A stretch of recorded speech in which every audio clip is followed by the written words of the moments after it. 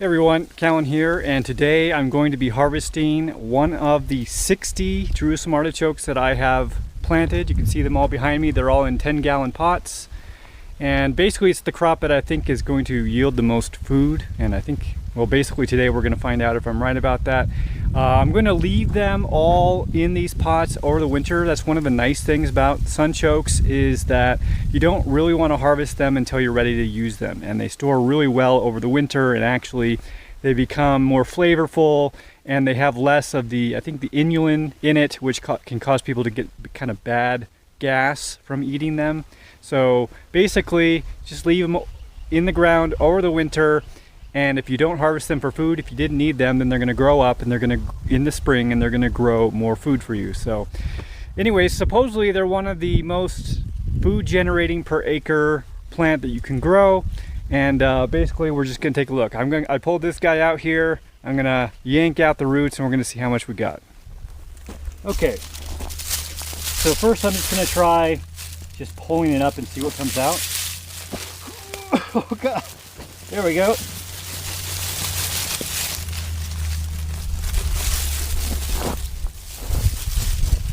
Okay, let's start just taking these off. So this is basically what I planted. So everything beyond this is extra food that I have grown.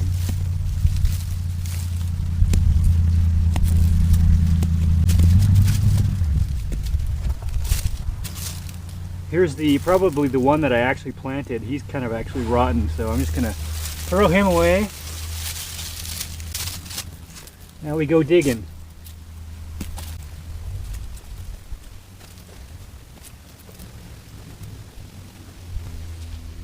Well, I guess that looks like it's it. So I'm guessing probably don't need a 10-gallon pot, right? I think maybe even a 5 or 7-gallon pot would probably do the trick. So here's the harvest. Again, I probably planted something about this size, and we got all of this. So that's quite a bit of multiplication. I did think we'd get a little bit more than that, or maybe I was thinking maybe even twice that much. But still, I think a pretty good haul. And keep in mind that every single one of these will grow into that same plant. So, and also you see how they have these little things that come out. You can actually cut off these eyes here. This little piece has multiple eyes, so probably about 5 or 6 eyes just on this one piece. Same with this one. All of those will grow into a plant as well. So really, if I was really efficient about it, I could probably grow a couple of dozen, maybe even, you know, up in the 30s or 40s of plants just off of the roots that I harvested from one plant. Okay, so here's most of them, holding them in my hand. There's about 15 that I grew out of one of these, and again, each of them has probably about 5 eyes on them, so I could grow from this one plant about 75 more plants next fall, and then multiply that times the 60 plants I grew this year. So basically, I think that's pretty good. Probably I'm not going to plant these right now, because basically they do just need to be in the ground all winter, because you can't really, they don't store very well. They're not like potatoes in the way that they store. You really do want to store them in the ground.